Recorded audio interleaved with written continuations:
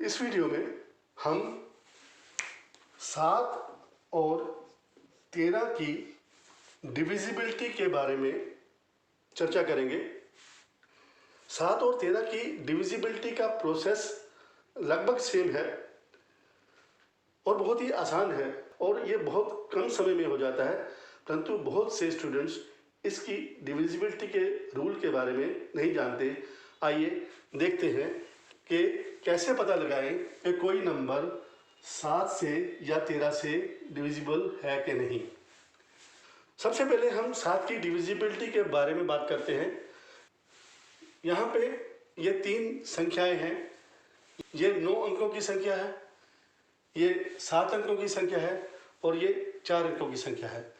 हम ये देखना चाहते हैं क्या ये तीनों संख्याएं 7 से डिविजिबल है कि नहीं है।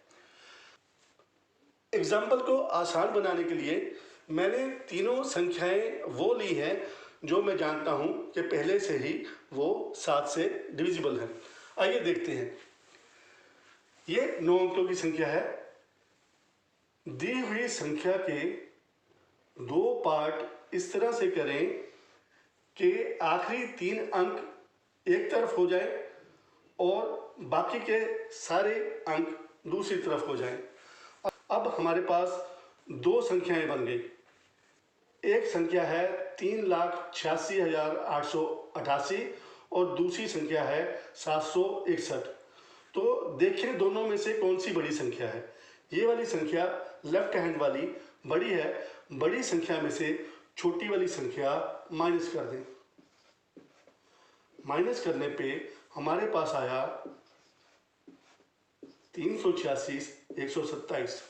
फिर उसी प्रोसेस को रिपीट करें और फिर उसके 2 भाग कर दें।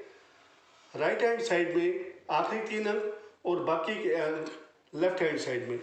अब फिर कंपेयर करें एक कौन सी संख्या बड़ी है। बड़ी वाली संख्या में से छोटी वाली संख्या माइनस कर दें। अब हमारे पास बचा 9, 5 और 2। अब हमारे पास 3 अंकों की संख्या बच गई। अगर ये 3 अंकों की संख्या 7 से डिविजिबल है तो ये 9 अंकों की संख्या भी 7 से डिविजिबल होगी। रूल ये है कि ये प्रोसेस करते करते आखिरी में जो संख्या या तो 0 बचे और या ऐसी संख्या बचे जो 7 से डिविजिबल है। अगर 259 7 से डिविजिबल होगा तो ये 9 अंकों की संख्या भी 7 से डिविजिबल होगी। 3 अंकों की संख्या की डिविजिबिलिटी देखने के लिए अभी हम थोड़ी देर में बात करते हैं।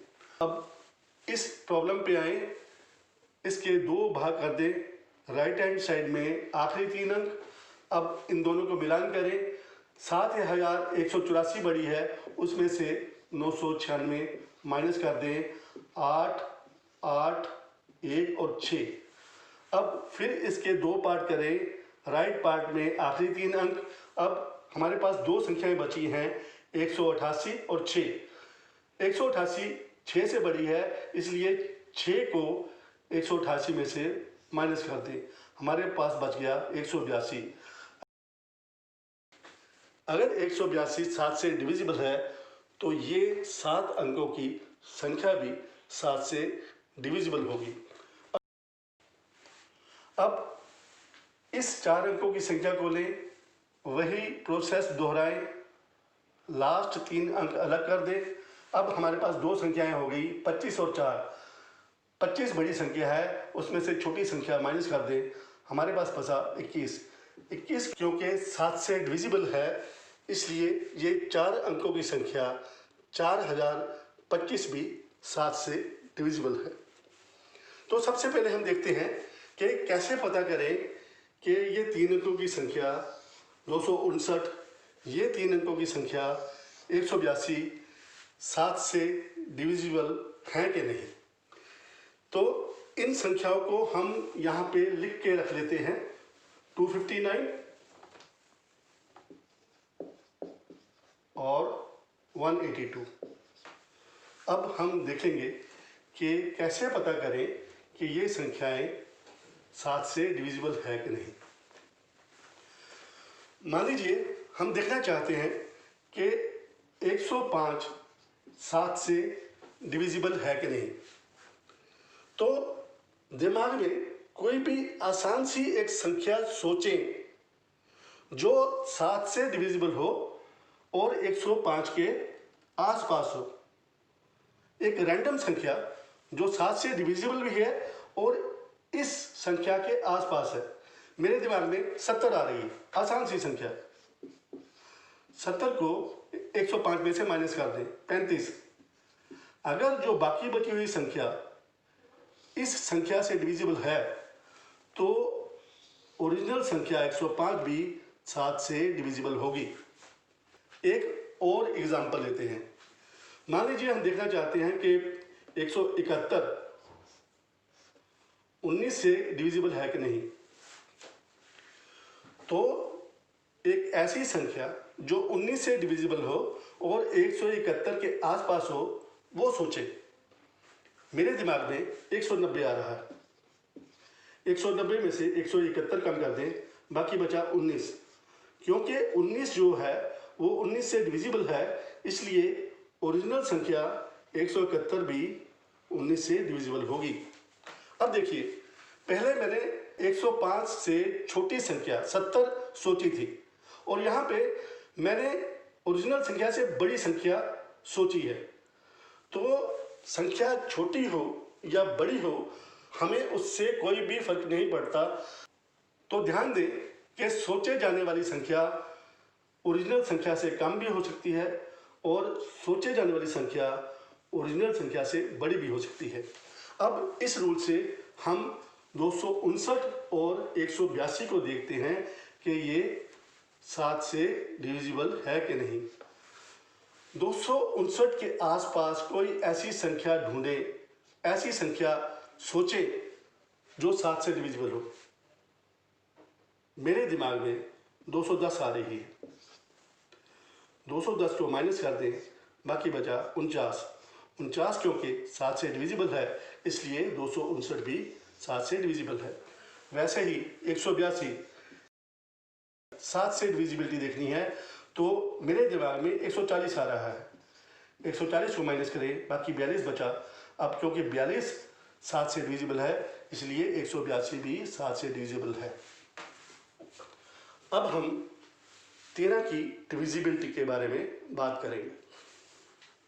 अब हम 13 की डिविजिबिलिटी के बारे में बात करते हैं। ये 9 अंकों की संख्या है, ये 7 अंकों की संख्या है, ये 4 अंकों की है और ये 6 अंकों की है। तो प्रोसेस बिल्कुल सेम है जो 7 का था। 2 भागों में बांट दें, आखिरी 3 अंक अलग कर दें। दोनों संख्याओं को देखें, बड़ी संख्या में से छोटी संख्या माइनस कर दें। हमारे पास बचा 3 1 9 5 1 8। फिर 2 भाग कर दें, बड़े भाग में से छोटा भाग माइनस कर दें, बाकी बचा 8 2 और 7।